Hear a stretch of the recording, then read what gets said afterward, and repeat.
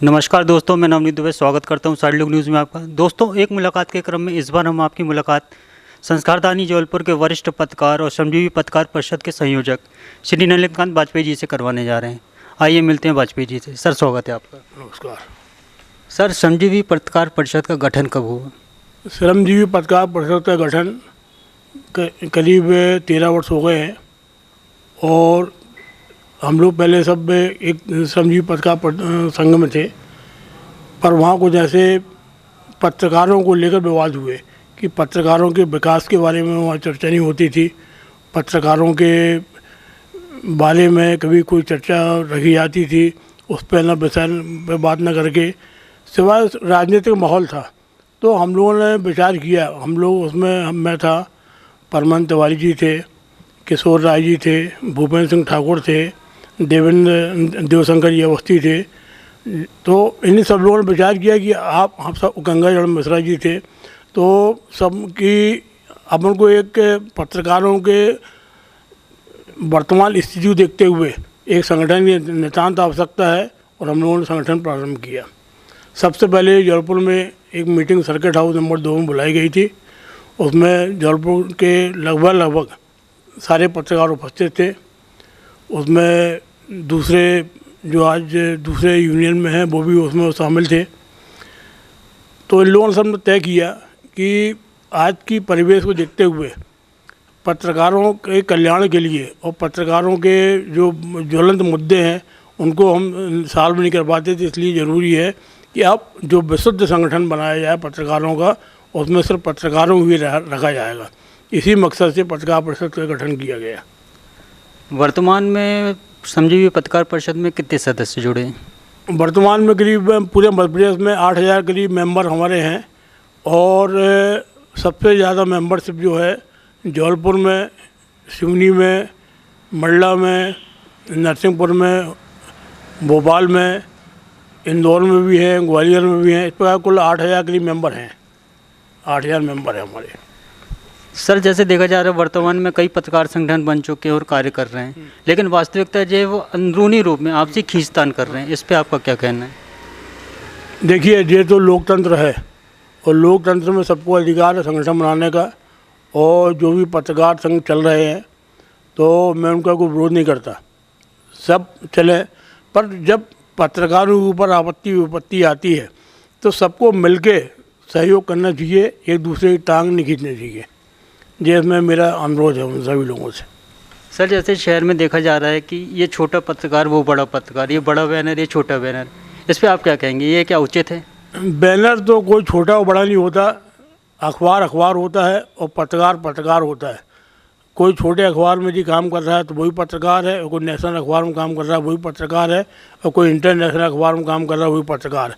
हमारी नज़र में पत्रकार सब समान है, कोई भेदभाव नहीं होना चाहिए पत्रकारों में। सर, शहर के आप एक ख्याति लब्ध जाने माने पत्रकार हैं, ऐसे में पत्रकारिता के दौर में बीते 20 वर्षों में और वर्तमान में आप क्या अंतर देखते हैं? पत्रकारिता में भी 2 दशकों में काफ़ी अंतर आया है। पहले पत्रकारिता में जो चेहरे थे और जो नए चेहरे आए, तो नए चेहरों के आने से क्या है कि उनको कोई गाइडलाइन देने वाला नहीं है, और निश्चित रूप से यदि उनको गाइड किया जाए नए लड़कों को, तो वो ऐसा नहीं कि जो पत्रकारिता की एथिक्स है, पत्रकारिता के जो नियम है, कानून है, उसके अनुरूप काम न कर सकें।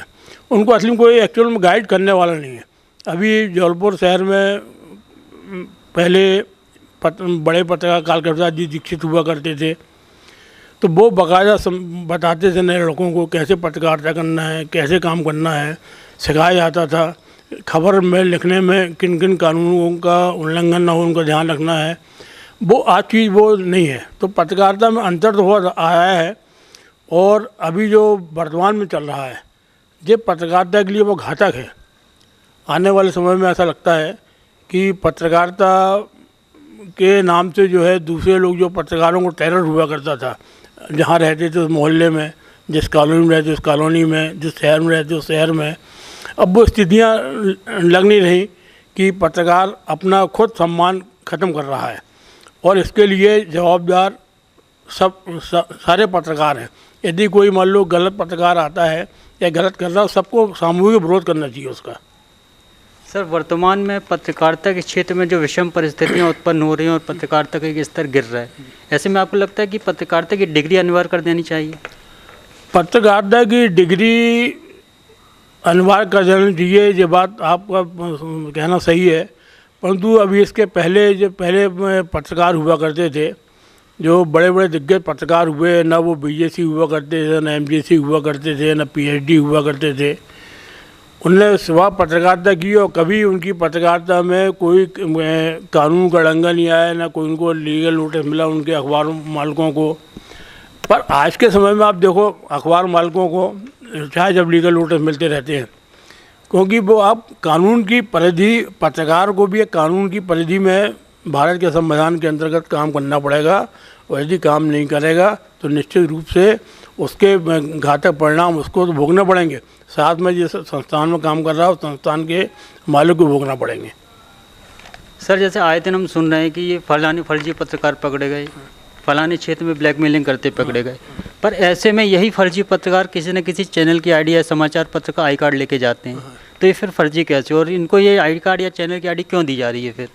नहीं, अब हम फर्जी नहीं बोल सकते। कारण क्या है कि यदि मान लो कोई अखबार में या कोई मैगजीन में या कोई इलेक्ट्रॉनिक चैनल में कोई उसका प्रतिनिधि है, वो भले वो अखबार कम छपता है या मैगजीन कम निकलती है, वो चूँकि RNI से रजिस्टर्ड तो है, तो जब रजिस्टर्ड है और उसका संवाद आता है तो उसको हम फर्जी कैसे बोलते हैं? फर्जी बोलना उचित नहीं है। हाँ, ये ज़रूर है कि यदि वो पत्रकारिता नियम कानून के खिलाफ काम कर रहा है तो उसको फर्जी गतिविधियाँ उसकी बोली जा सकती है कि वो फर्जी गतिविधियों में संलग्न है। ऐसे पत्रकार के ऊपर जो भी पत्रकार संगठन उनको मिलकर कार्रवाई करना चाहिए। सर, वर्तमान में पत्रकारिता के क्षेत्र में क्या मापदंड तय होना चाहिए? पत्रकारिता के क्षेत्र में मापदंड तो हमारा ये है कि निजी विचार बता रहा हूँ मैं कि एक काउंसिल बनना चाहिए, प्रेस काउंसिल मतलब स्टेट लेवल पे, जिसमें कि पत्रकारों जैसे डॉक्टरों के, वकीलों के रजिस्ट्रेशन होते हैं। तो आप पत्रकारिता में कोई आदमी आ जाता है और बोलता है कि मैं पत्रकार हूँ, कहीं का कार्ड ले आएगा। तो और दूसरी बात, जो अखबार रजिस्ट्रेशन हो रहे हैं उन अखबारों के ऊपर जो सरकारी कार्रवाई है वो नियमानुसार होना चाहिए कि वो अखबार बाकायदा निकल रहा नहीं निकल रहा। कई अखबार निकलते भी नहीं हैं, उनके टाइटल रजिस्टर्ड हैं और लेके वो अपने उनके कार्ड उनके टाइटल रजिस्टर्ड रहते हैं और वो अखबार निकलेंगे नहीं, और उनके 50 कार्ड बट जाते हैं पूरे शहर में, गांव में, ब्लॉकों में, और वो सब उनके प्रतिनिधि के रूप में घूमते रहते हैं। तो अब हम इनको फर्जी नहीं बोल सकते, दिक्कत ये है क्योंकि RNI से रजिस्टर्ड है वो। अब वो सरकार के जो विभाग बने हुए हैं उनको जनसंपर्क विभाग है, इनको RNI के अंडर में कुछ डिपार्टमेंट हैं जो उनको कार्रवाई करना चाहिए कि ये अखबार निकल रहा नहीं निकल रहा, और नहीं निकल रहा तो उसका रजिस्ट्रेशन रद्द करना चाहिए। इसके अलावा इसका विकल्प नहीं है कोई। दूसरा ये है कि हमें पत्रकारों के लिए एक जो भी नया पत्रकार आता है उसके लिए ट्रेनिंग सेंटर होना चाहिए, उसको ट्रेनिंग दी जाए कि अखबार में किन किन नियमों के अंतर्गत, जैसे अब वो कि बलात्कार हो गया कहीं, अब आपको इतनी पत्रकार को जो मालूम चाहिए कि लड़की का नाम ही लिखा जाएगा, कहीं कोई घटना है वो घटना को कैसे वो करना है। अब पत्रकार जो है एक्चुअल में पार्टी बन जाता है, वो गलत है। पत्रकार को सबसे पहले तो ये करना चाहिए कि हम जो खबर है, खबर को एक्चुअल खबर देना चाहिए, खबर है, पर वो क्या करेगा अपनी ओर से लिखेगा नहीं ऐसा होना चाहिए, ऐसा होना चाहिए, वो सलाहकार बन जाता है। वो बहुत गलत है, ये नहीं होना चाहिए। वो इसलिए सब हो रहा है क्योंकि उनको अनुभव नहीं है पत्रकारिता का। तो इसके लिए एक ट्रेनिंग ऐसी होनी चाहिए। नए पत्रकार जो आते हैं, आज तो कोई भी अखबार वाला हम गए, हमने कहा आप हमको करने बैठ जाओ, आ जाना कल से हम बन गए, अपनी गाड़ी प्रेस लगवा लिया, उसका कार्ड ले लिया, कार्ड टांग लिया और धमकाने लगे, चमकाने लगे। ये सब बंद होना चाहिए। इससे पत्रकारिता की गरिमा नष्ट हो रही है। सर, चलिए पत्रकारिता के क्षेत्र से हटकर थोड़ा राजनीति के संबंध में बात करते हैं। प्रदेश में भाजपा की सरकार में मंत्रिमंडल का गठन हुआ, ऐसे में जबलपुर से किसी विधायक को तवज्जो नहीं दी गई, इसका कारण क्या है? अब विधायक को तवज्जो नहीं की पार्टी, जो तो उनकी पार्टी की का मामला है, परंतु एक पत्रकार की हैसियत से मैं इस बात का भाजपा का विरोध करता हूँ कि जबलपुर संस्कार राजधानी है और जबलपुर एक समय था, जबलपुर में जब पूरी की राजनीतिक गतिविधियाँ जबलपुर से केंद्रित हुआ करती थी। आज जबलपुर में इसके पहले कांग्रेस थी, कांग्रेस ने 2 मंत्री बनाए, उसके पहले भाजपा थी, उस समय भी मंत्री यहाँ थे, बिश्नोई जी थे, सराज जैन जी थे। तो आज यदि मान लो मंत्री नहीं बने हैं तो ये इसके लिए पार्टी क्या आम जनता को भी इसका विरोध करना चाहिए कि हमारी संस्कार राजधानी को आप इस टाइप से, इस तरीके से आप दरकिनार नहीं कर सकते। सर वहीं बात करते हैं शहर की नगर निगम की। स्मार्ट सिटी जबलपुर कहा जा रहा है, ऐसे में करोड़ों रुपए के कार्य हो चुके हैं शायद कागजों में, पर शहर की जो स्थिति दुर्दशा अपनी दास्तां खुद बयां कर रही।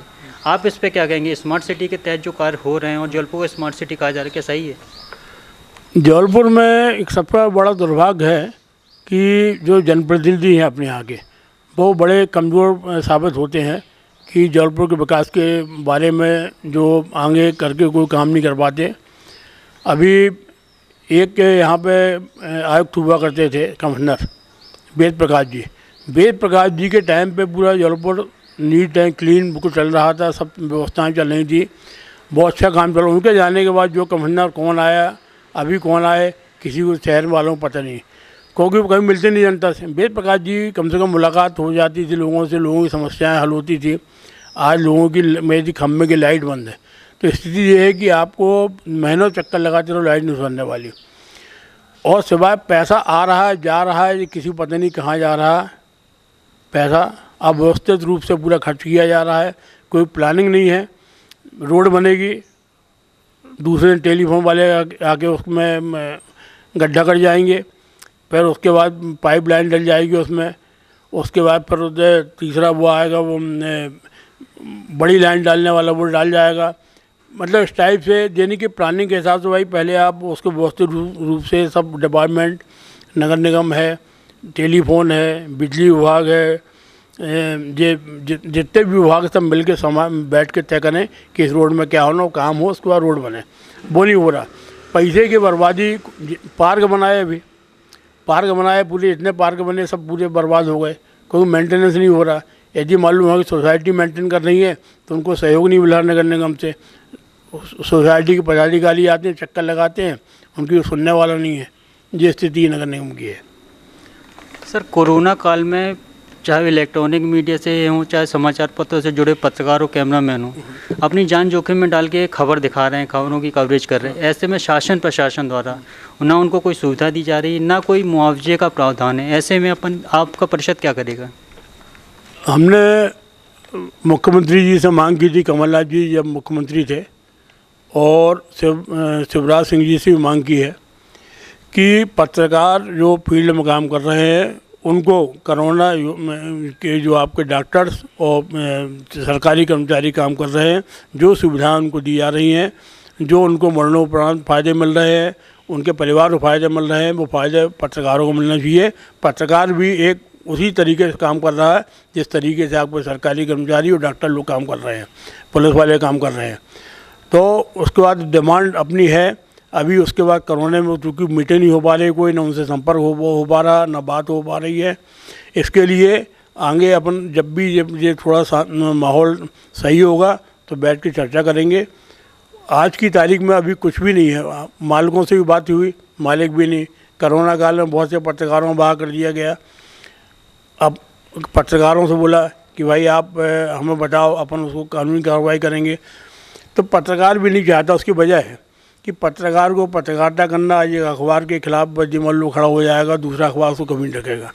पत्रकार के साथ भी एक बड़ी समस्या है, और उनकी समस्या हम समझते हैं कि उनके साथ क्या तब भी हम उसके बावजूद भी श्रमजीवी पत्रकार परिषद जो है सदैव पत्रकारों के साथ है और रहेगा। सर हमारे चैनल के माध्यम से आप कोई संदेश देना चाहेंगे? हम तो ये चाहेंगे कि सभी पत्रकार अपने अपने संगठन के झंडे किनारे करके पत्रकारों के हित में जब भी कोई काम आता है तो सब लोग मिलके काम करें, उसमें कहीं किसी की टांग खींचने का प्रयास न करें, और सब जिस दिन मिल के काम करेंगे उस दिन पत्रकार एकता में जिंदाबाद होगी और पत्रकारों के सारे काम होंगे। कोई भी ऐसा काम नहीं है जो पत्रकार के बिना संभव हो। आज नेता बनते हैं, बनाता कौन है? पत्रकार बनाता है, बनाने वाले कौन है? तो आज वही हम हमारे सामने खुद जो बड़े बड़े नेता बन गए हैं आज, ये सारे नेता आते थे। अब वो समय वाली बात है, वो बड़े नेता हो गए, अपन पत्रकार जहाँ का तहाँ है। तो पत्रकारों को अपनी वक्त समझ जिस दिन समझ लेंगे ना, उस दिन पत्रकारों की लड़ाई खुद अपने आप लड़ाई का समाधान निकल आएगा। सर, साइड लुक से चर्चा करने के लिए बहुत धन्यवाद। धन्यवाद भैया। दोस्तों, एक मुलाकात के क्रम में इस बार हमने आपकी मुलाकात श्रमजीवी पत्रकार परिषद के संयोजक वरिष्ठ पत्रकार श्री नीलकंठ वाजपेयी जी से करवाई। एक मुलाकात के क्रम को इसी तरह हम आगे बढ़ाएंगे, फिर किसी व्यक्ति विशेष से आपकी मुलाकात करवाएंगे। सहयोगी सत्यजीत यादव के साथ मैं नवनीत दुबे।